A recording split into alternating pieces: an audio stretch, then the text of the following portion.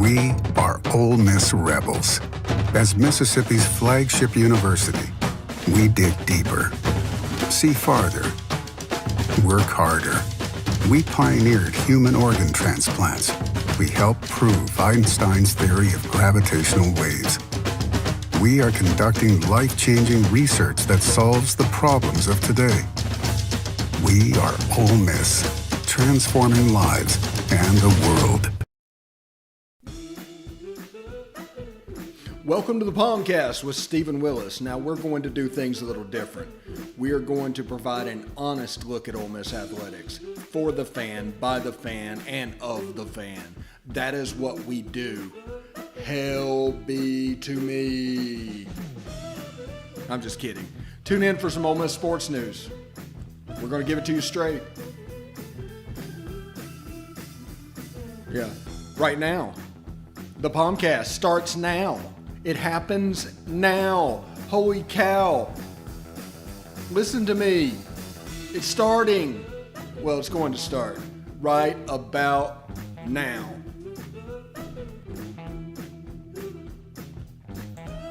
All right. Good morning. Welcome to the POMcast. I'm your host on this magical mystery tour, Stephen Willis. Thank you very much for joining us.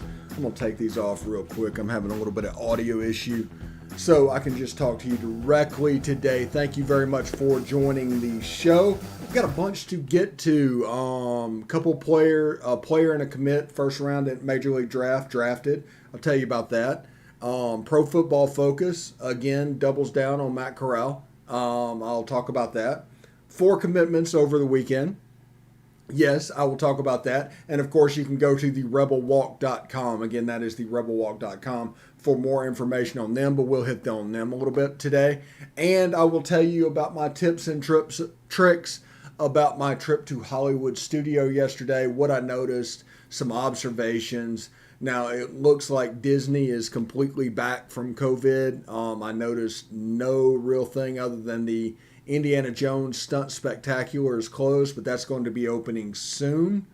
And because they're starting to gather people in rooms and tight quarters again. So that is something we're going to get into as well. I'll tell you all about Slinky Dog. I'll tell you about Rise of the Resistance. I'll tell you about all that stuff. But that'll be at the end of the show. But first, I'm going to tell you about Ole Miss. But before we get started, I want to tell you about Travel and Cruise World. That's 1-800-330-7461. That's Travel and Cruise World. Whenever you vacation in Central Florida, it would be nice to have a local to handle the ever-changing worlds around all these parks. You never know what you're going to get into. You never know what is going to happen. These guys are going to be on the ground here and knows what's going on at every park at the minute that they happen. So go to Travel and Cruise World at 1-800-330-7461. You can watch the show at Twitter at The Stephen Willis or at The Rebel Walk. You can catch us on Facebook at facebook.com/POMcast or facebook.com/The Rebel Walk. Catch us on YouTube at Positively Ole Miss. Subscribe, hit the bell. You'll not only know that we're streaming, you'll know what we're streaming about, and you can catch us on Twitch at Positively Ole Miss, all one word. We're also on audio at Google Podcast, Apple Podcast, Stitcher, SoundCloud, Spotify, TuneIn Radio, iHeartRadio, and Pandora. We're on several smaller podcatchers, but it would take too long to name them all. So, again, I am Stephen Willis. Thank you for joining us from the palatial Central Florida studios. A big weekend in recruiting for Ole Miss. That was going to be the number one story. And then Gunnar Hoagland went number 19 to Toronto in the Major League Baseball draft. That was a big story. Possibly another big story is Jackson Jobe going number 3 to Detroit. He was the top commit in Ole Miss's signing class. It does not look like he's going to show up on campus when the baseball season starts. I think he's already moved in, but I imagine that's going to change. The slot number is about $7 million for number 3 overall. So there's not enough name, image, and likeness out there that is probably going to turn that around. I do have a thought. If name, image, and likeness like the mid-tier players that were 3 and done going to the major league draft, they might stay 4 now. But you're dealing with leverage with the Major League Baseball draft and more money. It's going to be tricky, but with name, image, and likeness, somebody like, I don't know, Tim Elko could really cash in on that. Kevin Graham could really cash in on that and do a 4th year in college. So that's something to think about. Also, I want to bring this up real quick.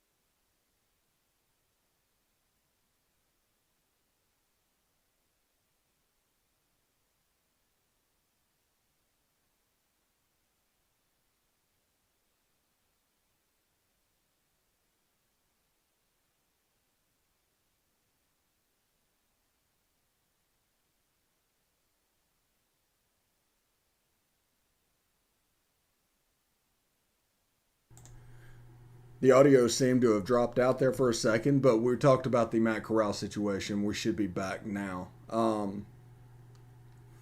So, yeah, we're having a little bit of an audio issue today on the show. We're going to have to do some troubleshooting after it goes off the air.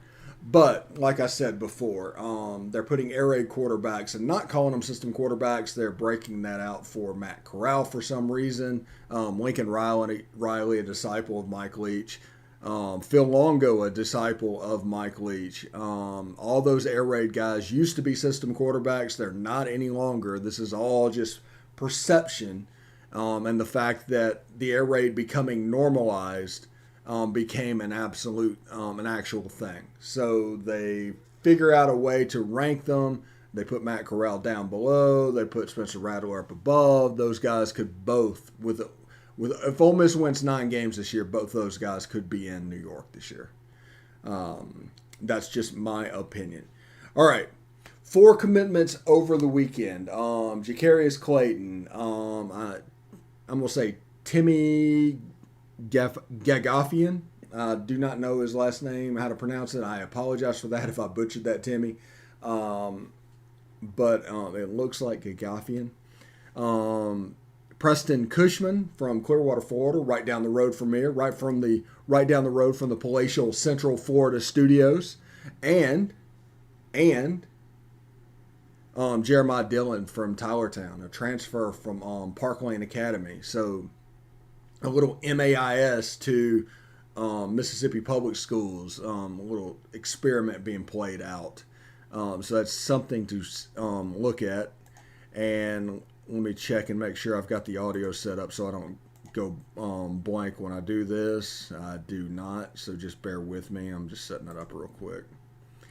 And these guys are pretty good players. They really are. And we finally got video of Jeremiah Clayton out of Tupelo. He played defensive end predominantly in high school. I don't know if that's going to change, if he's going to move over and be a 3 technique. But he played on the outside pretty much, as a 3-4 defensive lineman. And you're seeing players being recruited to fit that system. The absolute huge boys. You got the 3-4 defensive end size at 6'5", 280. You see them going out and getting them, and you can see that 3-3-5 is kind of in Ole Miss's future. They're going to do some hybrid stuff and do 4-2-5, but 3-3-5 is actually going to be there. So he's a good player out of Tupelo High School. It's a big pickup for Ole Miss, basically because Tupelo is such a Mississippi State stronghold. I know Ole Miss fans don't like to talk about something like that, but it really is. It's one of their South Panolas. I mean, you go back in time, just one after the other from Tupelo go south to Starkville instead of going west to Oxford. So this could be a big pickup. I think we got a wide receiver a few years ago. Hasn't really, amounted to too much on the field at this point. But, there's always time to turn that around. This is another example of them pulling that in. Now, another player is Timo Gagafian. And he's an offensive tackle from Houston, I think on Leaf, Houston. And he's a high ceiling guy from the people I've talked to. He's absolutely a high ceiling guy. So usually when Texas, the big concern that you have when recruiting Texas is the coaching is so good there that the players are going to come to you as basically a finished product, which means all the bad habits are going to be locked in. Everything is kind of you're going to recruit what you get. You're not going to be able to develop or make them better. But talking to people, like I said, with this, Timo Gagafian, he's kind of a raw offensive tackle product, but he has very good movement. It looks like his bend is okay. He gets out in front and likes to pull, likes to lead. He's going to do the job and fit the role of the Ole Miss offensive line, because you can actually see over the course of a little bit they've kind of recruited a mountain of them in. But this is a big player at the tackle position. The next one's down here by me. Absolutely down here by me. And talking about Preston Cushman, who plays over in Clearwater. That's about 55 miles from where I sit right now. I think there's a game like in Lakeland, which is about 15 minutes up the road from me, like on the 27th of August. Offensive lineman reminds me a little bit of Ben Brown. I think there's a potential for him to do it. He's an athletic interior offensive lineman. He's 6'5", 280, so he's got a little bit of room to grow. And I don't know, I think maybe a red shirt could be a thing, but maybe a slightly less Royce Newman path for him moving forward, because Royce just couldn't put on weight and ended up playing at a very low weight. But the Alex Gibbs zone scheme that we started way back with Terrell Davis and everything that revolutionized football, and now zone just appeared in all aspects of college football and football's run game in general, asked for smaller offensive linemen. So he's 6'5", 280. Now, I think he could get up, but there's offensive linemen that Ole Miss are recruiting that are very high up, very high in, and there's very different style bodies like this one is 6'5", 280. So he's a true athlete. I bet if you look to him like one of this is a little inside baseball, but whenever Coach Orgeron was at Ole Miss and they're recruiting athletes, especially big guys, one thing they looked at is ankle size. You can tell if somebody was a true athlete if they had small ankles with a large frame. So I imagine this guy is going to be a small ankle type player and a true athlete. But he reminds me a little bit of Ben Brown. Kind of that build, kind of what he's doing. Now, this one has me a little bit excited. I like a hidden gem every now and then. And Jeremiah Dillon out of Tylertown might be just that. Another recruit, very athletic, very speedy. Now, his ranking is currently on the composite at about 0.84, somewhere in there. And I think since these are highlights from Park Lane Academy, which that's an MAIS school, and now he's transferred to Tylertown, we're going to get to follow him over the course of the season and seeing how much he can improve and how different it is. Because in these Park Lane highlights, he just beats people on speed. Just absolutely runs by him. And he's a super fast guy. He's going to be recruited as an offensive weapon, I believe. He's a potential for the slot, in my opinion. And they're going to use him in jet sweeps and inside behind the linebackers and things like that. So look for him doing that. But like I said, his highlights at Park Lane Academy were pretty impressive. It just absolutely was. And that is just because of how athletic he was. But those are the 4 commitments of the weekend. We're going to do a Rebel Walk recruiting show special. We're going to do a Rebel Walk recruiting show special tomorrow, I believe. It should air tomorrow afternoon. I think that's the plan, at least. We're going to record it at about 2 Central. And then after that, we'll get up there. So we're going to talk a little bit more about these recruits. But I wanted to give you a little base layer of knowledge when it comes to those guys and prepare you for what's coming up. We are going to take a short break. When we come back, I'm going to talk about the schedule for the fall, kind of what you can look at, what it's going to look like, what it's going to be like. And second of all, I'm going to tell you about my Hollywood Studios trip. There's a lot of people that are delaying taking a trip down here. This is going to be some firsthand knowledge that nobody else has. But until then, I'm going to take a short break and I'll be back in about a minute.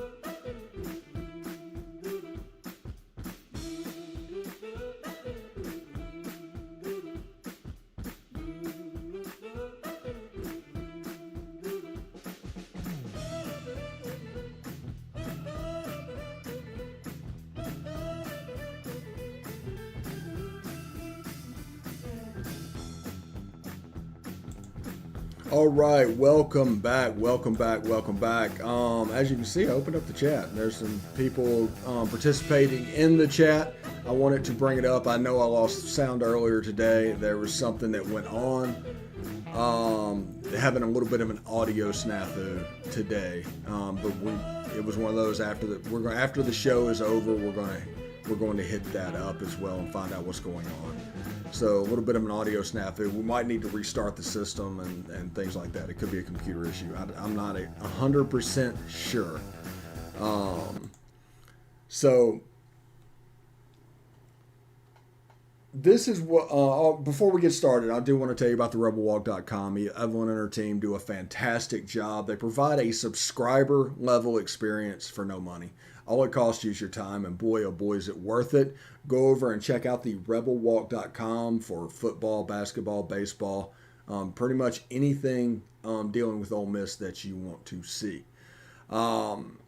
So, all right, schedule for the fall. We got about 9 minutes. I'm probably not going to be able to give you time back today, so I apologize for that.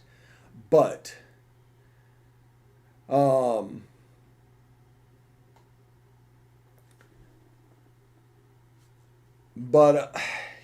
looking at the schedule, we're going to do Monday night, Tuesday night, Wednesday night, and Thursday night.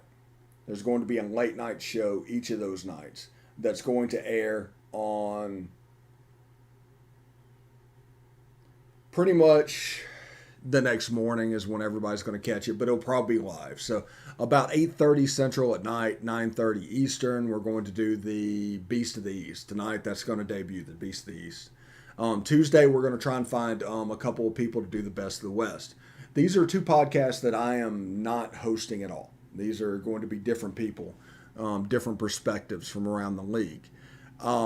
Wednesday night is going to be SEC After Dark with me and Corey and Jeb Beecham, just basically talking SEC football. We did an audio version of that. That was originally our old Around the SEC show, but we're going to do an SEC After Dark thing. Whenever Jeb gets down here, it's going to become 3 different people on the show. So it's going to be a larger podcast for you to watch. You can see kind of what it looks like off of the SEC After Dark that we did last week. We did one Friday. We're going to do one Wednesday. Thursday, we're going to do the Rebel Walk recruiting show every day. Every Thursday is the plan. We might do one Friday. I mean, it's going to be subject to change.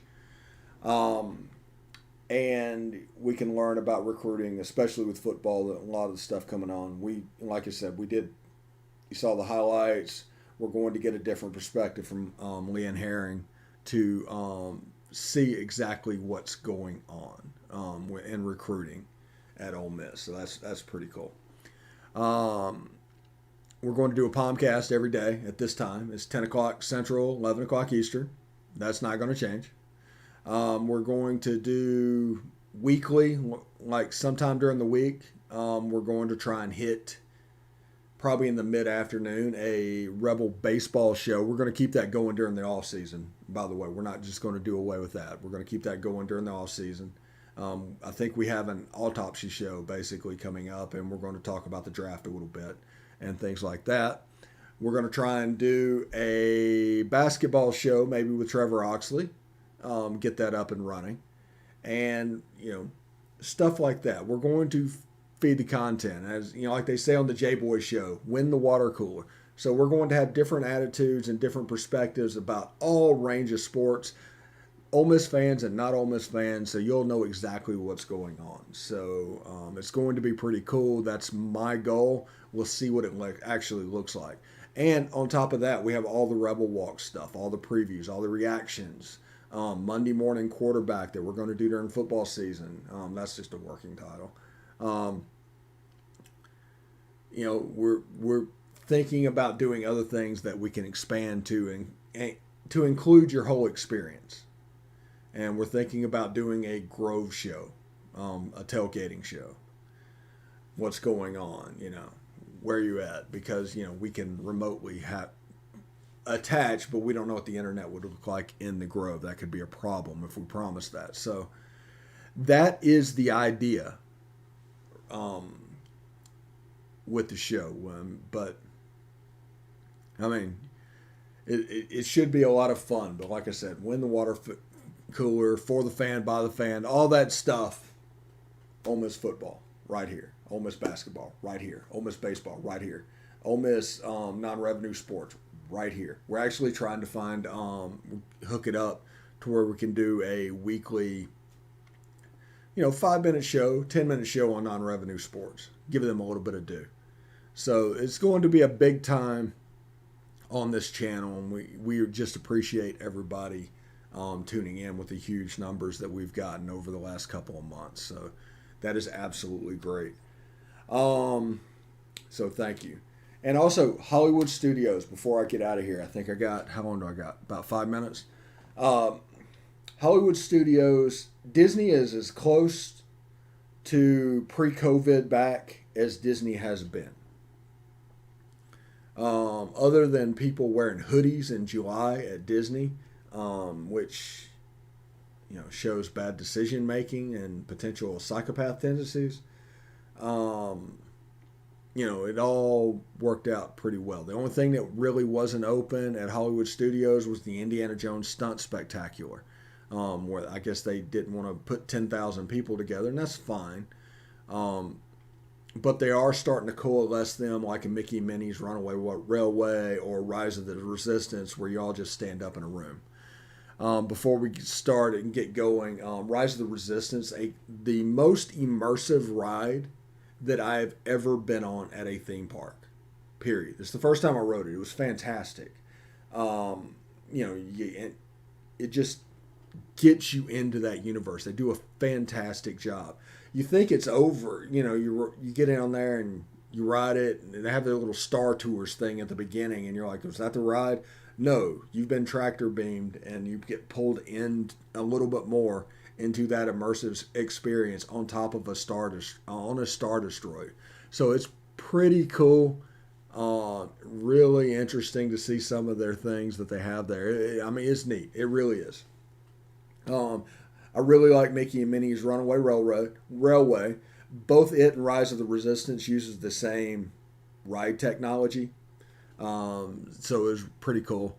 I recommend, by the way, going to Backlot Express and getting there when it opens at 11. I walked straight in with the family, got the food, sat down in the air conditioner, got everything going, and nobody really knows because it's back in a corner of the lot that people aren't just walking by or noticing it ahead of time. So you can get ahead. The way you do it, you can get ahead of all the workers whenever it opens. If you get there at like 10:55, you can walk just straight in and just mobile order, boom, get it, gone, eat it. It's fantastic. The rough thing right now is the queues are still kind of interrupted because of the social distancing. That's the one thing about Disney that you notice. The lines are a little bit longer, and fast passes they do not have right now. You can't get an annual pass at the moment. Those two things, as they kind of are reorganizing how they're going to do things. I expect a membership program to where 2 days out of the month you can sign up and go to a park, which, thank you. That's going to save us a ton of money once we actually get in the park, and we don't really go but once or twice anyway. So it's going to be really cool. I had a lot of fun. I really did. I mean, other than a couple of psychopaths I saw that kind of, wearing hoodies in 93 degrees on concrete at Hollywood Studios in July, it was a good time. It was a lot of fun, and got to do just about everything. Slinky Dog, 10 out of 10. I love Slinky Dog. Rock and Roller Coaster was down, so I didn't get to do that, but I've done that probably 7 or 8 times. So I guess we'll give you a minute back. Thank you very much for watching today, and stay tuned for more stuff to come. Beast of the East coming tonight. Thank you very much, and of course, hotty toddy.